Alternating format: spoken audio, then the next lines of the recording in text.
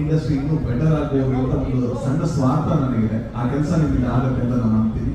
ಜೊತೆಗೆ ಚೆನ್ನಾಗಿ ಆಟ ಆಡಿ. ಅಂಡ್ ಇನ್ನೊಂದು ಬಹಳ ಖುಷಿಯ ವಿಚಾರ ಏನಂದ್ರೆ ಇಟ್ಟಿರುವಂತ ಹೆಸರುಗಳು ಅಂದ್ರೆ ಎಲ್ಲಾ ಹೀರೋಯಿನ್ಗಳಿರ್ಬೋದು, ಜೊತೆ ಪಾರ್ವತಮ್ಮ ಅವರ ಹೆಸರಿದೆ. ಯಾಕಂದ್ರೆ ಅವರಿಂದಾಗಿ ಇಂಡಸ್ಟ್ರಿ ಎಷ್ಟು ಒಳ್ಳೆಯ ಕೆಲಸಗಳನ್ನ ಮಾಡ್ತು, ಎಷ್ಟು ಒಳ್ಳೆಯ ಕೆಲಸಗಳನ್ನ ಪ್ರೊಡ್ಯೂಸ್ ಮಾಡೋ ತರ ಆಯ್ತು ಅನ್ನೋದು ನಮ್ಗೆಲ್ಲ ಗೊತ್ತಿರುವಂತ ಕಥೆ.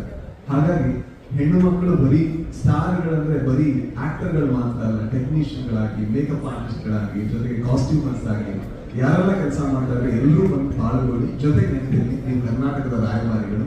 ಚೆನ್ನಾಗಿ ಆಟ ಆಡಿ, ಅದಕ್ಕಿಂತ ಜಾಸ್ತಿ ಅಲ್ಲಿ ಜನಗಳ ಜೊತೆ ಚೆನ್ನಾಗಿ ಮಾತಾಡಿ. Thank you so much Peter. ಜೊತೆಗೆ ನಾನು ಪೀಟರ್ ಅವರು ಇನ್ನೊಂದು ಕೇಳ್ಕೊಡ್ತೀನಿ, ನಮ್ದು ಯಾವುದೇ ಸಿನಿಮಾ ಪ್ರಮೋಷನ್ ಆದ್ರೂ ನಾನು ಬರ್ತೀನಿ, ಅದನ್ನ ನೀವು ಮಾಡಿಕೊಡ್ಬೇಕು ಅಂತ. ಯಾಕಂದ್ರೆ ಅದ ಅಗತ್ಯ ಇದೆ.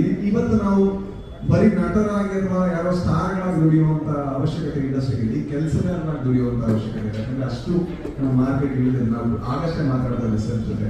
ಸೊ